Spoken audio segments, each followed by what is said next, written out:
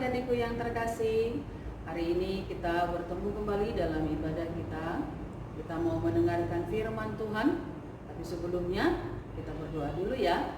Lipat tanganmu, tutup mata, satukan hatimu, kita berdoa. Terima kasih ya Tuhan kami atas berkat penyertaan-Mu dalam kehidupan ini. Tuhan boleh bangunkan kami di pagi hari untuk boleh bersekutu dengan-Mu dalam ibadah kami ini. Sebentar kami mau mendengarkan firman-Mu yang menjadi tuntunan bagi kami. Kiranya Tuhan bukakan hati dan pikiran kami dan beri kami Roh Kudus-Mu untuk memampukan kami memahami firman-Mu untuk kemudian kami lakukan dalam kehidupan kami setiap hari. Terima kasih Tuhan Yesus, dalam nama-Mu kami berdoa. Amin. Adik-adik yang terkasih, coba Inang mau tanya. Hari ini kita akan mengulas kembali firman Tuhan dari kitab Kejadian. Kira-kira ini minggu keberapa ya kita berbicara mengenai kitab Kejadian? Ayo, ada yang masih ingat? 3 kali. Ini adalah minggu ketiga kita membahas kitab yang sama. Nah, sekarang kita akan mendengarkan pembacaan firman Tuhan. Mari kita buka Alkitab kita dari Kejadian 9, dimulai dari ayat 8 sampai dengan ayat yang ke-17. Kejadian 9 ayat 8 sampai dengan 17. Inang akan bacakan untuk kita. Mari kita dengarkan bersama-sama. Berfirmanlah Allah kepada Nuh dan kepada anak-anaknya yang bersama-sama dengan dia. Sesungguhnya aku mengadakan perjanjianku dengan kamu dan dengan keturunanmu dan dengan segala makhluk hidup yang bersama-sama dengan kamu, burung-burung, ternak, dan binatang-binatang liar di bumi yang bersama-sama dengan kamu, segala yang keluar dari bahtera itu, segala binatang di bumi.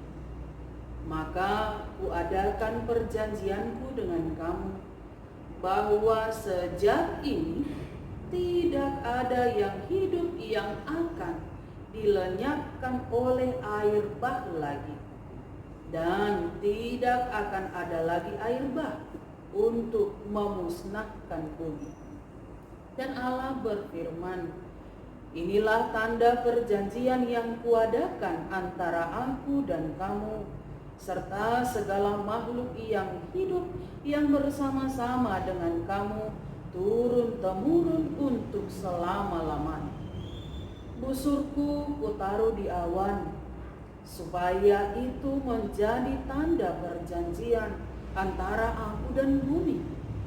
Apabila kemudian kudatangkan awan di atas bumi dan busur itu tampak di awan, maka aku akan mengingat perjanjianku yang telah ada antara aku dan kamu, serta segala makhluk yang hidup, segala yang bernyawa, sehingga segenap air tidak lagi menjadi air bah untuk memusnahkan segala yang hidup. Jika busur itu ada di awan, maka aku akan melihatnya, sehingga aku mengingat perjanjianku yang kekal antara Allah dan segala makhluk yang hidup, segala makhluk yang ada di bumi. Berfirmanlah Allah kepada Nuh, inilah tanda perjanjian yang kuadakan antara aku dan segala makhluk yang ada di bumi.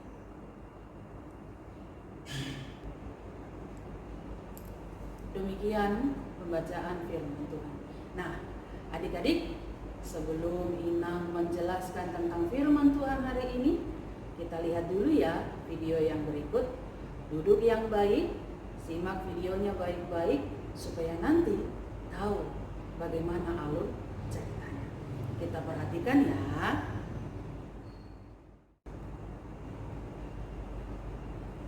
Nah, gimana? Sudah ditonton belum tadi videonya? Diikuti nggak dari awal sampai akhir? Coba Inang mau tanya, kira-kira mengerti nggak?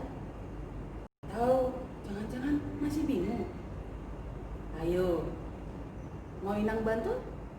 Nah, Inang mau jelaskan, tapi semuanya duduk yang tenang ya. Dengarkan baik-baik dan ingat ceritanya supaya nanti di akhir bisa tahu apa ya kira-kira yang mau kita lakukan supaya Tuhan Yesus semakin senang melihat kehadiran kita. Nah, tadi kan bicara mengenai Nuh. Siapakah itu Nuh? Tadi sudah lihat kan, adik-adik pasti tahu. Nuh itu adalah seorang hamba Tuhan, hamba Allah yang selalu taat dan selalu setia. Dia punya anak, namanya siapa?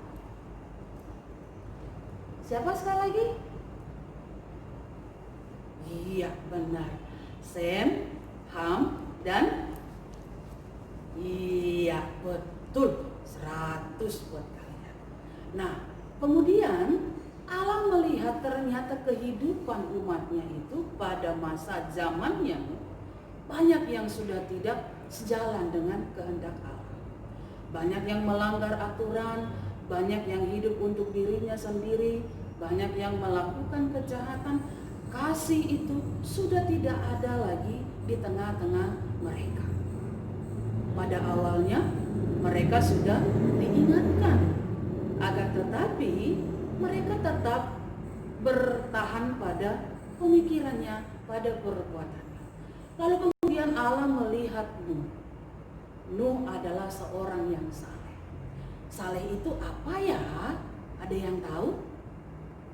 Benar. Saleh itu artinya dia orangnya baik, yang selalu turut, yang selalu taat pada perintah Tuhan, tidak mau terpengaruh dengan perbuatan-perbuatan yang tidak baik. Dia selalu setia mengerjakan apapun yang Tuhan perintahkan, yang Allah perintahkan bagi dia. Maka kemudian ketika Allah melihat kesetiaan Nuh, kemudian Allah pun mengatakan, Nuh, segeralah bangun bahtera untukmu. Kemudian masuklah ke dalamnya, kamu beserta dengan keluargamu, berikut dengan sepasang dari setiap hewan ciptaan yang ada. Karena apa? Ada yang tahu?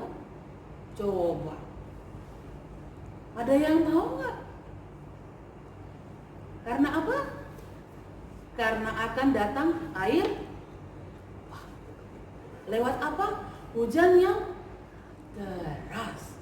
Nah, kemudian ketika Allah melihat tidak ada yang berubah dari mereka, maka benarlah segera setelah bahtera itu selesai, lalu Nuh beserta dengan keluarga dan yang lainnya yang Tuhan perintahkan, yang Allah perintahkan masuk, maka kemudian Allah mendatangkan apa? Hujan yang begitu deras. Ada yang tahu nggak berapa hari itu terjadi? 1? Bukan. 5 hari? Jadi berapa? 40 hari, 40 malam. Nah, kira-kira apa ya tujuan Allah mendatangkan air bah itu? Nah, Inang mau kasih contoh ini. Dengarkan baik-baik ya. Adik-adik pasti punya baju warna putih di rumah kan? Nah, coba tanya mama papa. Kalau misalnya baju putih itu selesai dipakai, hendak dicuci, itu digabung tidak dengan pakaian yang berwarna lainnya? Pasti mama papa akan menjawab tidak. Kenapa? Karena tujuannya supaya baju putih itu tidak ternoda bila ada baju atau pakaian yang luntur. Jadi supaya dia menjadi bersih putih, maka dia akan dicuci secara sendiri. Maka demikian jugalah Allah merancangkan hal yang sama atas kehidupannya. Katakan Nuh itu seperti pakaian putih yang bersih, tidak ada noda sama sekali. Tapi di antara dia ada macam-macam warna yang berusaha untuk mengotori yang putih ini supaya yang putih itu ternoda atau memiliki kotoran atau cacat. Maka kemudian Allah melihat, oh ini tidak boleh. Orang baik itu harus diselamatkan. Kalau orang yang jahat itu tidak mau diubah, maka mereka harus diperingati. Nah, biasanya kan begitu kan? Kalau ada yang nakal harus diingatkan dengan kesalahannya. Tapi kalau dia tetap tidak mau berubah, padahal sudah diingatkan dengan kesalahannya, maka dia harus diberi apa? Hukuman. Lalu Allah pun melakukan hal yang sama. Supaya apa? Bumi ini kembali pada masanya yang dulu. Ingat enggak? Ketika Allah di akhir penciptaan mengatakan, maka segala sesuatunya dilihat begitu indah dan baik. Maka Allah juga menginginkan hal yang sama. Dia ingin supaya bumi ini baik, pulih, dan indah, jauh dari segala hal yang jahat atau gelap. Lalu kemudian setelah 40 hari 40 malam hujan itu datang, lalu ditambah lagi kapal itu, bahtera itu terombang-ambing selama 150 hari, maka kemudian Nuh berpikir, kapan ya kami bisa keluar dari bahtera? Lalu dia pula mencari cara bagaimana mengetahui bahwa sudah ada di sana tempat yang bisa dihuni. Lalu dia memakai apa? Burung. Dengan cara bagaimana? Dia lepaskan itu, tujuannya apa? Supaya burung itu memberikan tanda sebagai penunjuk bahwa mereka sudah bisa keluar dari apa? Bahtera. Lalu kemudian burung itu kembali pulang. Dia bersuka cita. Karena apa ya? Ada yang tahu? Karena burung itu kembali membawa apa? Daun-daunan. Lalu ketika Nuh menemukan itu, dia bersuka cita dan bersyukur kepada Allah, lalu mengadakan penyembahan dan memberikan daupa yang harum bagi Allah. Maka di situ kemudian dia berharap semoga ini tidak terjadi lagi. Karena apa? Allah kan begitu mengasihi manusia. Masakan itu akan terjadi lagi? Biarlah air bah ini hanya datang untuk sekali saja. Maka benarlah harapan Nuh itu, demikian juga yang dijawab oleh Allah. Maka kemudian dia mengikat perjanjian dengan Nuh, hanya sekali ini saja air bah ini kudatangkan sebagai bentuk peringatan kepada mereka yang tidak mau berubah. Maka ketika hujan nanti datang, lihatlah akan ada apa itu? Apa? Akan ada pelangi sebagai penanda bahwa Allah tidak akan melenyapkan bumi atau manusia bila pun ada yang berbuat salah. Lalu kalau kita lihat peristiwa besarnya, mungkin akan ada yang bertanya begini, lalu bagaimana Inang Pendeta kalau ada orang yang tetap berbuat jahat tidak mau berubah? Apakah mereka akan dihukum seperti itu? Tidak, karena kasih Allah begitu besar atas kehidupan umat ciptaannya. Maka kalau hari Natal kan kita selalu peringati itu sebagai bentuk liturgi. Dalam Yohanes 3 ayat 16 dikatakan, karena begitu besar kasih Allah akan dunia ini. Selanjutnya apa?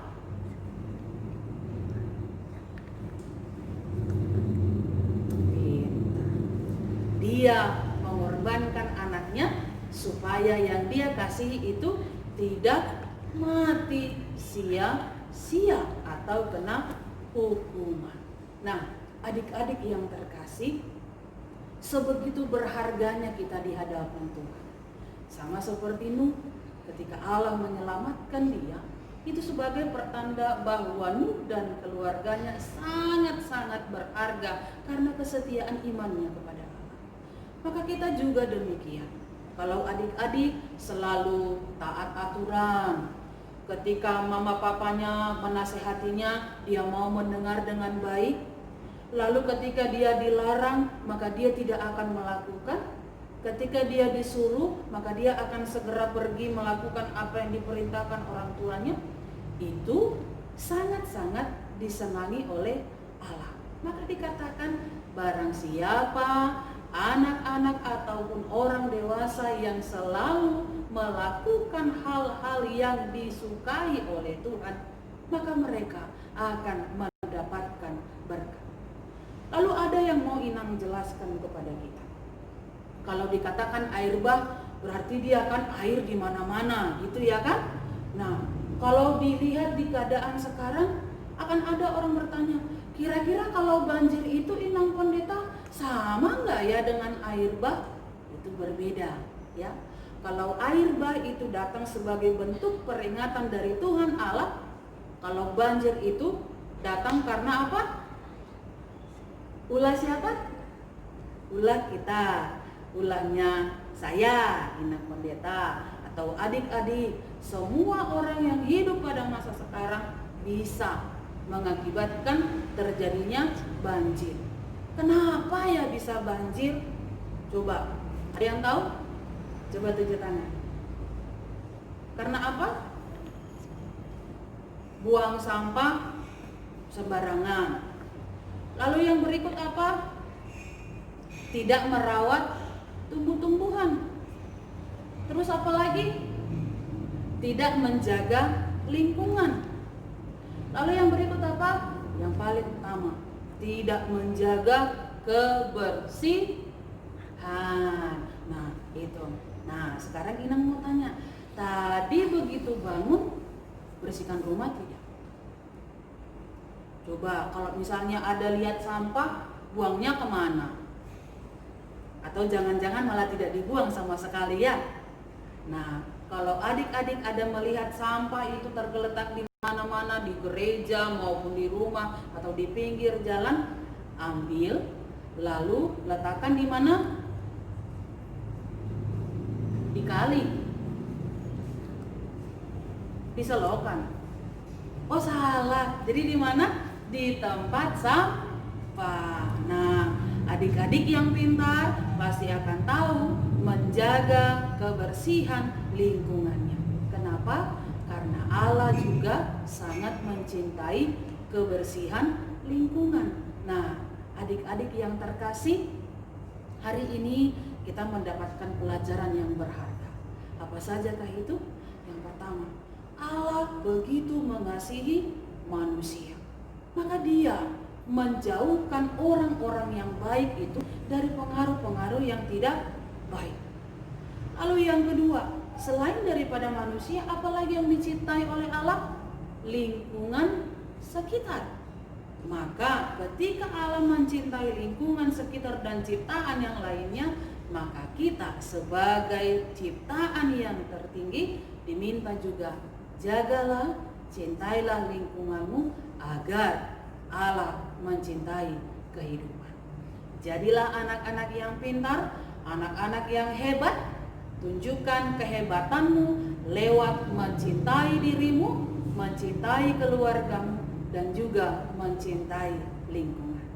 Ingat selalu ya adik-adik, apapun firman Tuhan yang ditaburkan kepada kita, kerjakan, tunjukkan lewat sikapmu supaya terlihat imanmu yang hebat di hadapan Allah.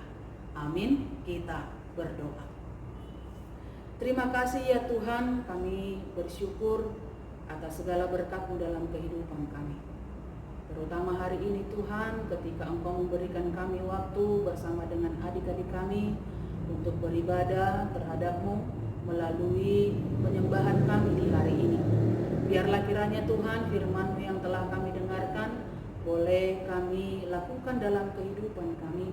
Ketika Engkau mengingatkan kami begitu Engkau mencintai kami dan ciptaan yang lain. Biarlah kami juga Tuhan serta dengan adik-adik kami menunjukkan cinta kasih kami terhadap-Mu lewat kepedulian kami terhadap sesama dan juga kepedulian kami terhadap lingkungan. Terima kasih ya Tuhan, beri kami kekuatan dan kemampuan untuk melakukannya. Berkati juga mama papa kami agar mereka sehat selalu, panjang umur, dimurahkan rezekinya ya Tuhan, dan berikan mereka sukacita agar mereka mampu mendidik kami seturut dengan kehendak-Mu, dan bersama-sama kami boleh bersuka cita melayani Engkau dalam setiap kehidupan kami. Demikian juga ya Tuhan bagi abang kakak guru sekolah minggu kami, beri mereka ya Tuhan kesehatan, berikan mereka ya Tuhan umur yang panjang dan juga sukacita, agar kami boleh bertemu kembali di bait-Mu dalam keadaan sehat penuh sukacita. Terima kasih ya Tuhan, berkati kami juga anak-anak-Mu, agar kiranya kami tumbuh menjadi anak-anak yang taat dan setia terhadap Engkau, menjadi kebanggaan bagi orang tua kami, terlebih Tuhan menjadi kebanggaan-Mu. Dalam Kristus Yesus Tuhan kami. Amin.